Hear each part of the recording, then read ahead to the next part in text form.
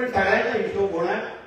कारण राणे साहेबांना जरी जरी त्रास दिला ते कुठेही सुटत नाही, एवढं विश्वासाने मी आपल्याला या सांगितलं.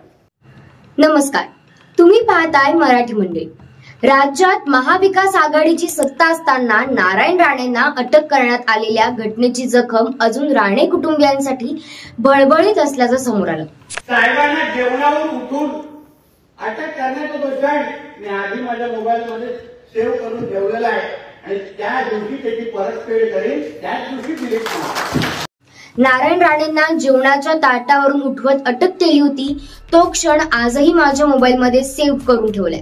ज्या दिवशी त्याची परतफेड करेल त्याच दिवशी तो व्हिडिओ डिलीट करेल, असं राज्याचे मंत्री नितेश राणे म्हणाले.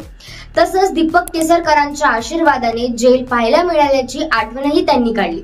सिंधुदुर्गातील एका कार्यक्रमात ते बोलत होते. नारायण राणे केंद्रीय मंत्री झाल्यानंतर आणि उद्धव ठाकरे यांच्याबद्दल आक्षेपार्ह वक्तव्य केल्याप्रकरणी रत्नागिरीमधून नारायण राणेंना जेवणाच्या ताटावरून उठवून अटक करण्यात आली होती. त्याचीच आठवण मंत्री नितेश राणे यांनी वडिलांच्या वाढदिवसाच्या निमित्ताने पुन्हा काढली. नितेश राणे म्हणाले की साहेबांना जेवणावरून उठवून अटक करण्याचा क्षण मी आजही माझ्या मोबाईलमध्ये सेव्ह करून ठेवलाय.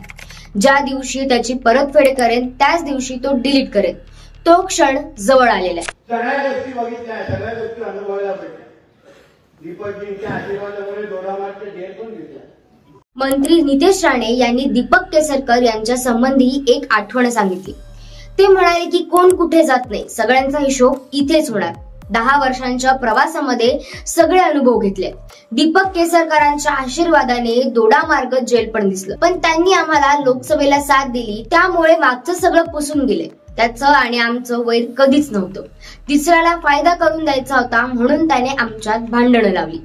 ते आपले आमदार होण्यासाठी प्रयत्न करत होते, आता कुठेतरी गोव्यात बसले. नितेश कधी अटक करेल या भीतीने, पण सगळ्यांचा हिशोब होणार असं नितेश राणे म्हणाले. आता तर असं असेल तर बदला म्हणून खरंच उद्धव ठाकरेंना अटक करायची वेळ आली आहे का, यावर तुम्हाला काय वाटतं? तुमचं मत नक्की कमेंट करून सांगा आणि मराठी मंडळीवर नवीन असाल तर सबस्क्राईब करा.